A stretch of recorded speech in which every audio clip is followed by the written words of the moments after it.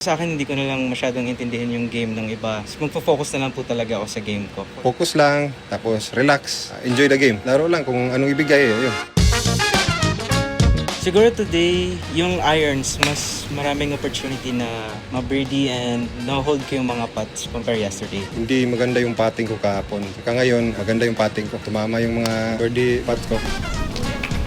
Siguro sa tee shots, almost same. Pero this time, mas mahaba itong Del Monte. So, kailangan gumanda yung mga second shots ko, especially mga long irons po. Important din kasi dito ako nag-umpisang maglaro eh. So, maganda rin kung mananalo ako dito sa home course ko. Yung mga nasa likod ko po, gaya ni Raymond, siguradong kabisado niya po to. So, siguro sa akin, hindi ko na lang masyadong intindihin yung game ng iba. Just magpo-focus na lang po talaga ako sa game ko for the next 2 days po.